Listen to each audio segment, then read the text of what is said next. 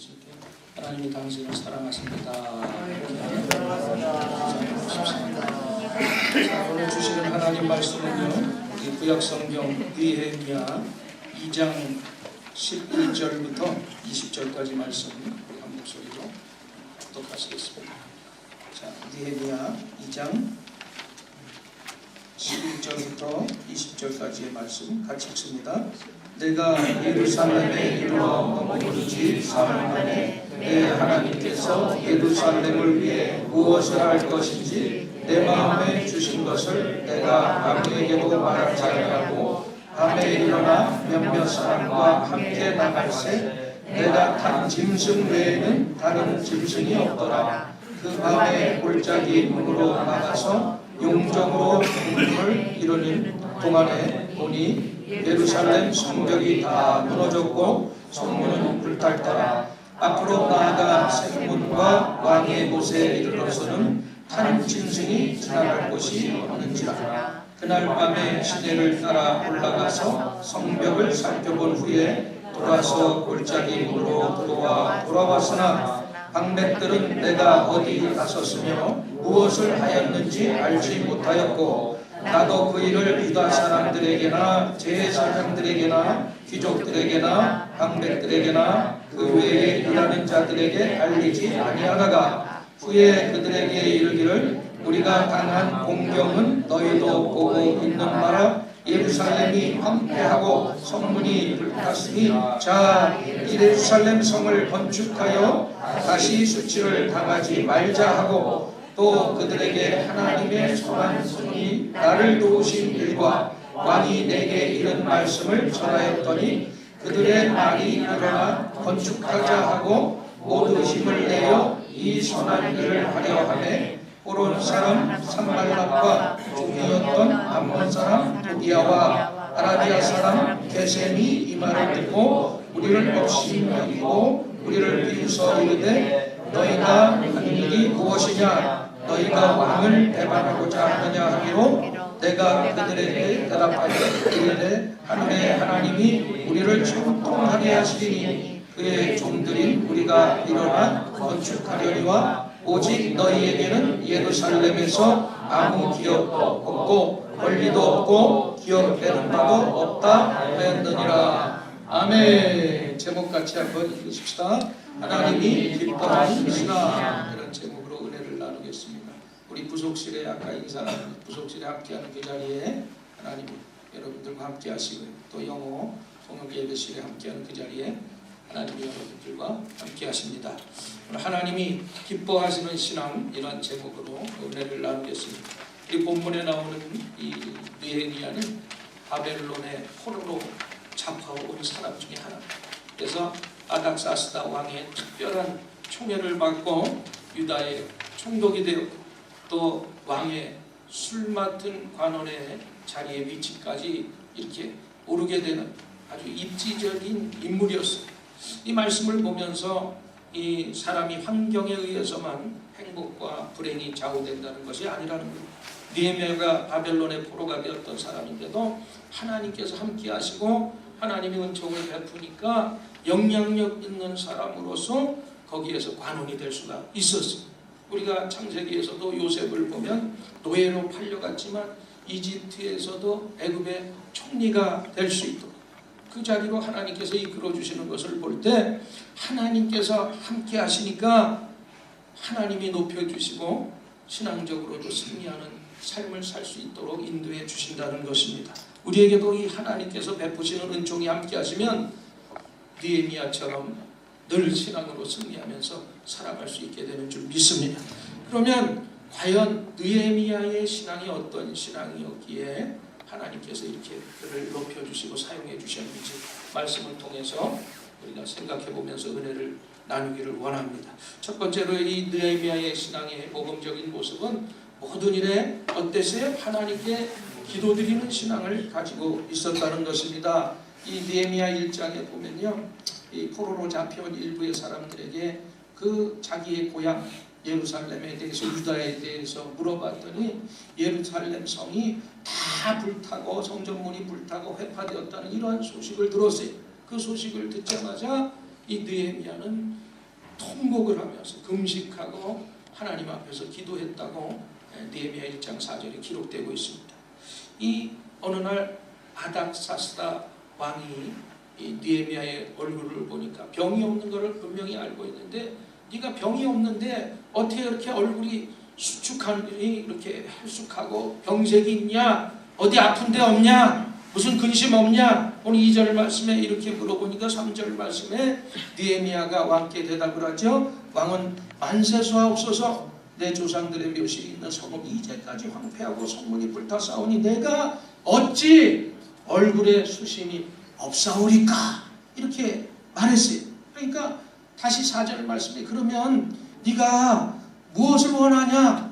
느헤미야에게 재차 물었더니 느헤미야가 뭐라고 했어요? 아무 말 하지 않냐고 뭐랬대요? 하늘의 하나님께 묵도했다. 하늘의 하나님 앞에 기도를 드렸다고 이렇게 말씀하고 있습니다. 이처럼 느헤미야는 매사에 모든 일에 우선적으로 하나님 앞에 보고드리는 그러한 신앙을 가졌어요. 하나님 앞에 기도하는 이러한 신앙을 가졌어요. 이것이 바로 느헤미야의 신앙의 본이 되는 신앙의 한 장면인 것입니다. 지금 왕의 권세와 그를 도울 힘이 느헤미야에게 있고, 또 느헤미야가 왕에게 의지할 소원도 많았겠지만 다른 거 다 제쳐하고 먼저 하나님 앞에 기도를 드렸습니다. 우리가 하나님을 향한 마음을 가질 때 하나님께서는 우리에게 얼굴을 향하여 주십니다. 우리가 하나님께 입을 열어서 기도할 때 하나님께서는 우리의 기도 소리에 귀 기울여 주십니다. 우리가 하나님을 의지하려고 할 때 하나님은 우리의 팔을 우리 곁에서 같이 잡아주시고 우리와 함께 역사해 주시는 것을 믿으시기를 바랍니다. 그래서 하나님이 제일 싫어하는 것은 하나님을 의지하지 아니하고 자기 힘으로 살려고 하는 사람. 그래서 시편 146편 3절에도 도울 힘이 없는 사람을 의지하지 말라고 그랬어요. 그리고 하나님이 피조한 그 창조물들을 의지하는 것을 하나님께서는 싫어하세요.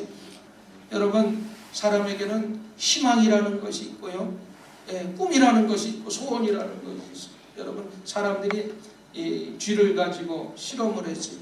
대야에다가 물을 떠놓고 그 안에다가 쥐를 빠뜨렸어요. 그리고 아주 깜깜한 흑암을 만들었어요. 그랬더니 그 물속에서 쥐가 3분 만에 익사를 했어요. 그런데 그 어두운 캄캄한 똑같은 상황 가운데 구멍을 하나, 바로 구멍 하나를 탁 뚫어놔서 빛이 들어오게 했더니 무려 그 쥐가 36시간이나 버텼다는 그런 시험 결과가 있어요. 왜 그래요? 그 빛, 그 희망, 그 소망 때문에 무려 700배의 시간을 연장할 수가 있었습니다. 사람은 최대 40일간 우리가 먹지 않아도 물만 먹어도 생존할 수 있다고 그러잖아요. 그리고 물은 우리가 4일간 안 먹어도 버틸 수가 있다고 합니다. 그리고 우리가 4분간 공기가 없어도 버틸 수 있지만, 물론 폐활량이 좋은 사람은 더 버틸 수가 있겠죠. 이 4분간 공기를 못 쐬면 죽게 돼 있어요. 그러나 희망이 없이는 우리가 단 4초도 사실은 버틸 수가 없는, 우리에게는 희망이 있어야 돼, 소망이 있어야 돼, 꿈이 있어야 돼. 우리 하나님을 향한 여러분들이 소망을 갖고 희망을 갖게 되시기를 바랍니다. 기도하는 사람은 희망을 가지고 계획을 짜는 사람이에요. 기도하는 사람이 절망하고 좌절해서 가만히 있다면 그 사람은 정말 기도하는 사람이라고 말할 수가 없는 것입니다. 기도하는 사람은 하나님께서 이루어 주실 것을 믿고 계획하고 주님께서 이루어 주실 소망을 가지고 사는 사람이 바로 기도하는 사람인 줄 믿습니다. 그래서 우리의 최고의 특권은 우리가 하나님 앞에 얘기 드릴 수 있다는 특권이 이 세상에서 가장 큰 특권이에요. 우리가 세상을 살아가는 마지막 순간까지 느헤미야처럼 먼저 하나님께 여러분들이 기도드리고 먼저 하나님 앞에 보고드리고 이런 자세를 가지고 신앙생활을 한다면 하나님께서 얼마나 기뻐하시겠어요. 우리 가정에서도 마찬가지잖아요. 우리 자녀들이 우리 부모님에게 일일이 학교 갔다 오면 학교 갔다 있었던 일, 친구들에게 있었던 일, 일일이 다 그건 고자질이 아니에요. 그냥 다 보고하면 부모가 이렇게 대화가 되면서 이해가 돼. 직장에서도 부하 직원이 상사에게 보고하는 것은 마땅한 도리입니다. 우리가 모든 생활의 일체를 하나님 앞에 여러분들이 다 보고해 보세요. 그것이 좋은 일이 됐던 나쁜 일이 됐던 하나님 앞에 다 보고 드려보세요. 기도는 다른 것이 아니에요. 하나님과 나와의 영적인 대화입니다. 모든 사정을 하나님께 아뢰는 것이, 신앙의 가장 위대한 것은 바로 이 모든 것을 우리가 하나님께 아뢰고 하나님께 맡기는 것입니다. 그런데 우리가 하나님 앞에 열심히 기도하고 보고하고 맡겼는데 우리가 이 기도에 대해서 한 가지 유의해야 될 사람이 있어요. 기도를 열심히 하고서 하나님의 응답을 우리가 때로는 놓쳐버릴 때가 있어요. 하나님이 분명히 응답하셨는데 그것이 응답인지 아닌지 모르고 지나갈 때가 있다는 사실이에요. 여러분, 그 얼마 전에 한국에 지금 이 충북 지역 청주도 그랬고, 또 얼마 전 며칠 전에는 또 인천에 집중호우가 나서 물난리, 또 그저께는 그 터키의 수도에서 그 20분간 비가 내렸는데 집중호우로 큰 물난리가 난 여러분 보도를 통해서 봤죠. 어느 한 사람이 있었습니다. 그런데 자기가 살던 지역에 큰 비가 내리기를 시작했어요.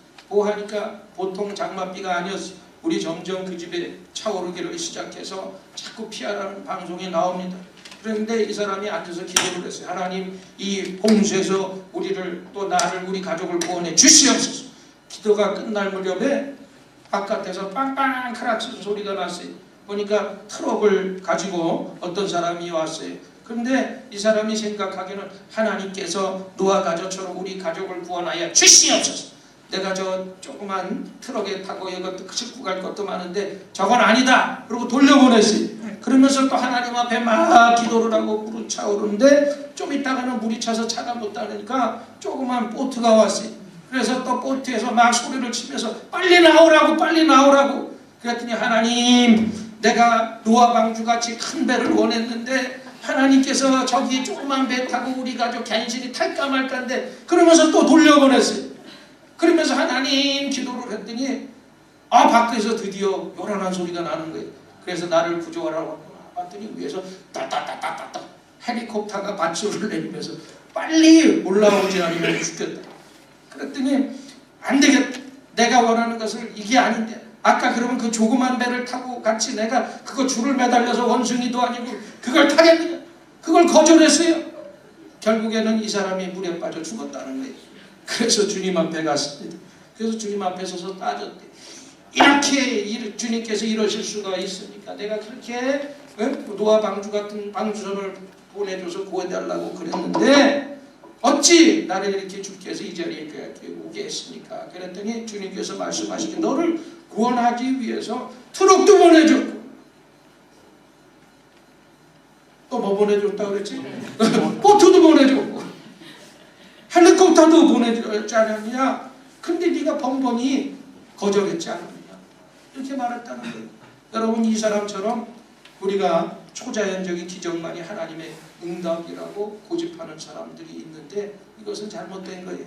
물론 필요에 따라서 하나님께서 아주 급한 상황에 기적적인 방법으로 역사하시고 그 기도를 들어주실 수가 있어요. 그러나 분명한 것을 우리가 하나님의 응답은 사람이나 환경을 통해서 자연스럽게 오기도 한다는 사실을 우리가 알아야 되는 것입니다. 그러므로 문제 해결을 위해서 여러분들이 열심히 기도했다면 열린 마음으로 환경과 주변을 잘 살펴볼 줄을 알아야 돼요. 우리의 마음이 하나님께 열려있고 우리의 생각과 다른 다양한 방법으로 역사하시는 하나님에 대해서 우리가 열려있는 마음을 가지고 있으면 하나님께서 오셔서 어떤 방법인지 모르지만 하나님의 손길을 통해서 우리를 구원해 주시고 우리를 일으켜 주실 것을 믿으시기를 바랍니다. 그래서 우리가 항상 열린 마음으로 우리가 기도를 해야 돼. 사도 바울이 골로새서 4장 2절 말씀에 기도를 항상 힘쓰고 기도에 감사함으로 깨어있기를 하라고 말씀하신 것처럼 여러분이 기도를 하되 열린 마음 가지고 항상 여러분 이 느헤미야처럼 기도의 삶을 살아가게 되기를 주님의 이름으로 간절히 축원드립니다. 그 다음에 두 번째로 이 느헤미야의 신앙이 왜 하나님이 기뻐하시는 신앙의 모범을 보였느냐, 바로 성령님의 감동을 입은 신앙생활을 했다는 거예요. 오늘 본문 11절 12절 말씀 한번 같이 읽어보십시다.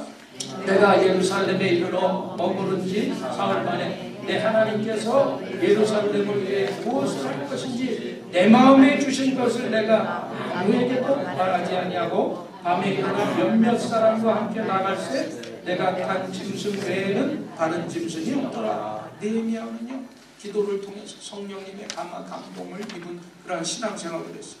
우리가 어떤 일에 봉착했을 때 여러분의 경험을 앞세워서 미리 판단해서 결정 내리는 것보다 하나님 앞에서 우리가 성령님의 감화를 받는 것이 더 중요한 거예요. 그래서 우리가 모든 것을 기도로 계획하고 기도로 진행해야 돼요. 그리고 성령님의 그 감화를 위해서 기도해야 돼요. 제가 이 강단에 앉아서 기도할 때 항상 성령님의 감화를 위해서 기도한다. 그냥 쓰는 게 아니에요. 오늘 성령께서 감화하시고 감동하여야 말씀이 증거되고 여러분들에게 전달돼요. 그러니까 우리가 무슨 일을 해도 항상 이런 성령님의 감화 감동이 임하기를 기도하게 되시기를 바랍니다. 우리의 영성이 육감을 지배할 때 성공적인 사건이 일어나게 되는 거예요. 그러니까 그 영성이 우리의 육감, 육성보다 앞서야지 모든 일에 성공할 수가 있는 거예요. 그러나 육감이 영성을 지배해서 일을 진행하면 실패를 따를 수가 있는 거예요. 그러니까 사람의 생각, 사람의 머리로 여러분들이 일을 하지 말고 항상 성령님을 의지하고 환영하고 모셔드리면서 성령의 감화 감동에 의해서 모든 일을 행하게 되시기를 바랍니다. 그래서 찬송가에 있잖아요. 성령이여 감리마사 나를 감하시고 항상 이 성령님의 이 감림하셔서 우리 생각을 사로잡아 주시면 좋은 일들이 반드시 일어나게 될 것을 믿으시기를 바랍니다. 여러분 그래서 이 설교를 들을 때도 마찬가지 똑같은 교회 어떤 분은 지금 우리 십몇 년을 들어 그렇게 자꾸 똑같은 설교를 들으면 식상할 수가 있어요. 지루함을 느끼는 것이 사실은 인간입니다. 그런데 성령님이 임하시면 지루할 틈이 어디 있어요? 늘 새로운 거예요. 마치 모든 것이 처음 변하는 것처럼. 그래서 우리가 심지어는 설레는 마음까지 가지고 오늘 이 주일에 나오는 거 아니겠습니까? 몇 사람밖에 아멘을 안 해요. 그래서 기대하는 마음을 가지고 올 때 성령께서 역사하시는 거예요. 성령님으로 인해서 설교가 새로워지는 거예요. 그래서 항상 전하는 전하 듣는 여러분들도 항상 이 성령의 감화 감동을 위해서 기도하고 오늘 기대감을 가지고 나와서 말씀을 들을 때 성령께서 그 자리에 역사하시는 것입니다. 결혼 생활도 마찬가지. 서로의 열정이 식어지는 부부가 많아요. 연애 시절처럼 매일 보고 싶고 그렇지 않잖아요. 때로는 좀 아이고 친정 가서 안 있나 그런 생각도 드는 거예요. 맨날 숟갈 뜨면 거기에 형상이 나타나고 그러면 만지면 찌릿찌릿하고 어떻게 살겠어요? 물론 그 정도는 아니래도 우리가 서로의 열정이 식어진 부부가 많은데 성령이 새롭게 하시니 임하면 부부관계가 새로워져. 성령 충만하시게 되시기를 바랍니다. 그러면 부부관계가 성령님은 새롭게 하는 영이기 때문에 그래요. 여러분 의욕을 잃고 자살을 시도하는 시대에 우리가 살고 있잖아요. 지루함과 건태로움이 지배하는 시대에 살고 있지 않습니까? 우리가 성령님으로 인해서 다시 한번 신성함을 회복하게 되기를 주님의 이름으로 축복합니다. 여러분 마음이 답답하면 평안을 달라고 하나님 앞에 기도하면 돼요. 생활이 어려우면 물질 문제를 해결해 달라고 하나님 앞에 기도드리시면 돼요. 우리에게 중요한 것은 단 한 가지 성령님의 감동이 우리가 기도하면서 성령님의 감동을 입으면 성령을 통해서 하나님이 역사하시는 것을 믿으시기를 바랍니다. 그래서 우리가 승리하는 비결 중에 가장 중요한 것은 성령님이 함께 역사해 주셔야 된다는 것입니다. 바로 성령님은 우리의 에너지, 성령님은 우리의 능력이, 성령님은 우리의 질, 성령님은 우리의 생명인 것입니다. 그래서 우리가 신앙의 세계에서 하나님의 일을 하는 사역에서 성령님의 개입이 없으면 아무것도 사실은 할 수가 없는 거예요. 성령님이 없으면 살아있지만 송장 같은 생명 없는 송장 같은 꺼진 난로와 불 꺼진 난로와 같고 안고 없는 찐빵 같고 표현은 좀 그렇지만 고무줄 없는 팬티 같은 그런 삶을 살 수밖에 없는 거예요. 여러분 시동 꺼진 좋은 고급차 무슨 소용이 있어요? 기름이 들어가서 엔진에 시동이 걸리고 빵빵 가야 돼요. 기름이 있어서 시동이 걸리냐 굴러가는 거 아닙니까? 엔진이 좋으면 차체가 조금 약해도 오래 탈 수가 있어요. 그렇죠? 안정호 집사님. 그런 거예요. 그러니까 우리의 에너지는 성령님께서 말씀과 함께 역사하시고 하나님의 모든 능력을 주십니다. 이처럼 느헤미야가 괴로움과 고민과 번민 속에 있을 때 하나님께서 그 느헤미야에게 성령님의 감화를 주셨어요. 그렇다면 느헤미야가 어떻게 이러한 성령의 감화 감동을 받을 수가 있었을까요? 말씀을 오늘 보니까 3일 동안 아무것도 하지 않았어요. 사람들 안 만났어요. 느헤미야는 3일 동안 아무도 만나지 않냐고 누구를 만났어요? 하나님을 만났어요. 하나님께만 기도했고 하나님께만 대화했어요.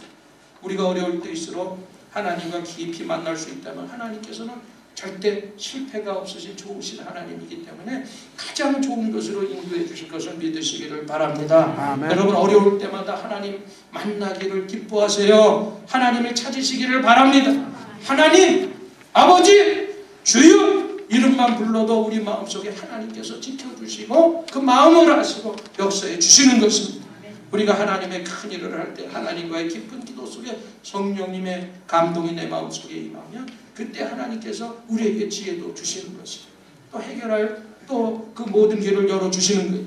그래서 여러분 어떤 일을 만나든지 우리가 이 느헤미야처럼 영의 일로 해결하게 되시기를 바랍니다. 사도 바울이 고린도전서 2장 13절에 이런 말을 했죠. 영적인 일은 영적인 것으로 분별해라. 하나님의 신비한 일은 육의 생각으로 판단해서는 안 된다는 거예요. 그러면서 고린도전서 2장 10절에 이런 말을 했습니다. 오직 하나님이 성령으로 이것들을 우리에게 보이셨습니다.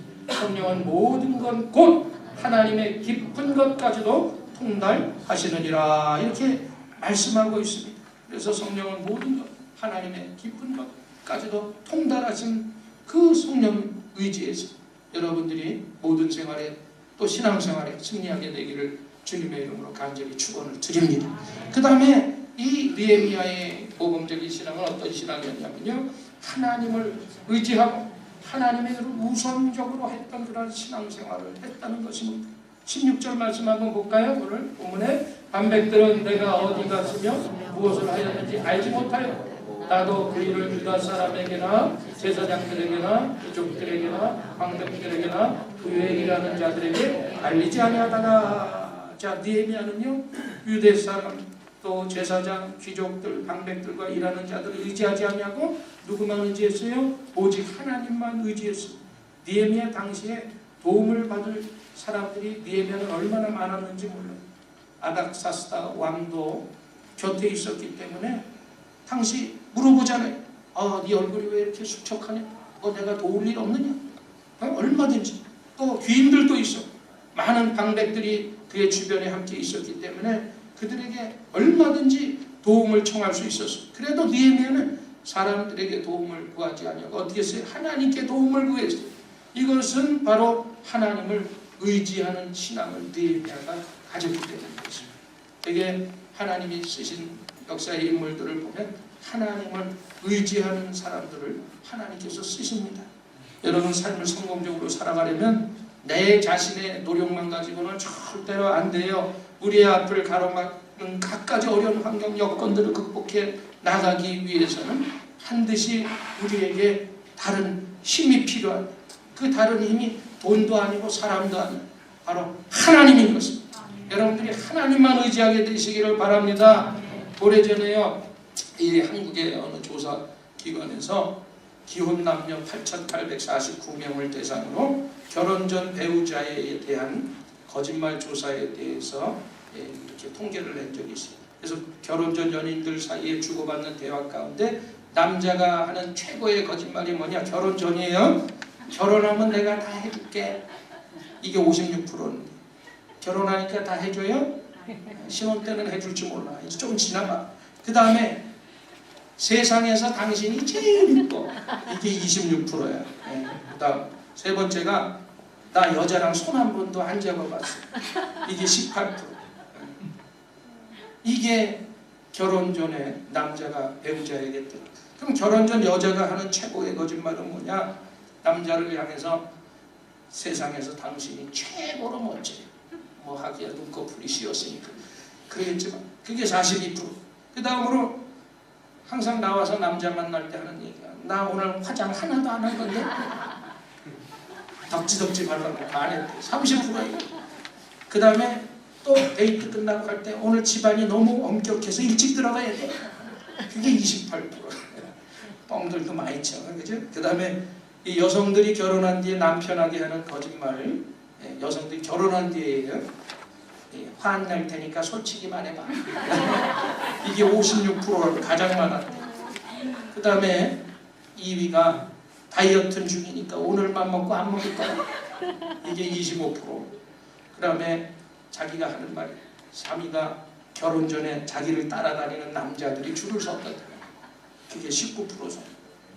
그런데 우리도 하나님 앞에 그렇게 신앙적으로 거짓말을 하고 사는 경우들이 많았어요. 하나님, 내가 이것만 해주시면 제가 나머지 다 하겠습니다. 이 병만 낫게 해주시면 열심히 주님을 섬기겠나이다. 이번 사업으로 돈만 벌면 다음 주부터 열심히 교회 다닙니다. 주님, 내 이 기도만 드리면 내가 주님 앞에 이렇게 10분의 1을 드리겠습니다. 얼마나 많은 거짓말을 하고 살았어요.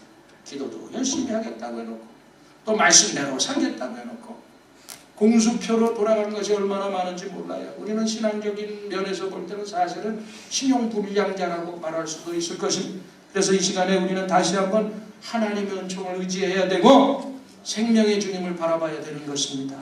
여러분, 어떤 어려움이 있습니까? 하나님을 의지하시기를 바랍니다. 하나님을 의지하는 자 하나님이 반드시 도와주세요.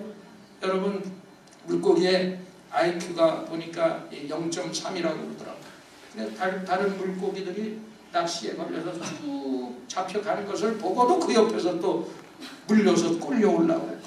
근데 어떤 분이 한국의 정치인도 IQ가 0.3이라고.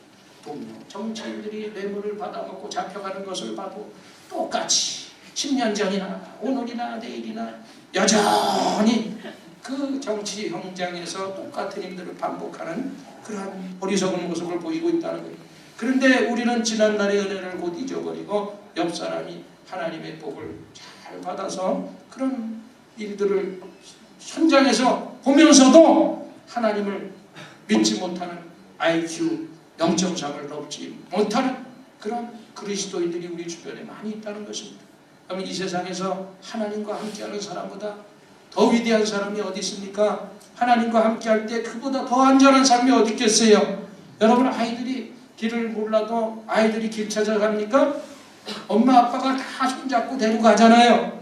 아이들이 아무런 계획이 없어도 엄마 아빠 등에 업혀만 있으면 배고프다고 울면 젖주는 거예요. 여러분, 우리가 졸리다고 그러면 침대에 눕혀주는 것입니다. 그저 엄마 아빠가 알아서 다 해주지 않습니까? 우리 하나님께서 하나님을 의지하는 자를 이처럼 돌봐주신다고 약속해 주셨습니다. 또한 이 느헤미야를 보면요, 그 어떤 일보다 어떤 하나님 중심으로 의지하면서 살았지만 또 한 가지는 하나님이 가장 기뻐하시는 일이 무엇인가를 생각하면서 그 일부터 했어요. 그 일이 뭐니까 보니까 오늘 이 본문에 성전 건축이었어요. 예루살렘의 성이 다 회파되고 그 문이 다 전소되고 불에 탔다는 그 소식을 듣고 지가 예루살렘에 직접 가서 그 성전 건축하는 일에 앞장서서 백성들과 성전을 건축하는 장면이 나오잖아요. 자, 20절 말씀 한번 보십시다. 내가 그들에게 대답하여 이르되 하늘의 하나님이 우리를 형통하게 하시니 그의 종들인 우리가 일어나 건축하려니와 오직 너희에게는 예루살렘에서 아무 기업도 없고 권리도 없고 기업되는 바도 없다 하였느니라. 그래서 느헤미야는 예루살렘에 회파된 성전이 대견되기를 꿈에도 소원을 했고 그 일에 전념했을 때 느헤미야를 통해서 하나님께서 큰 일을 하게 하셨던 것입니다. 그래서 느헤미야는 하나님의 일을 계획을 세운 일에 대해서 조금도 좌절하지 않았어요. 하나님께서 반드시 그 일을 도와주실 것이다. 나는 할 수 있다. 그러면 여러분도 하나님을 위해서 어떤 선한 계획을 세웠다면 그 일에 대해서 좀 어려움이 있다고 해도 절대로 낙심할 필요가 없어요.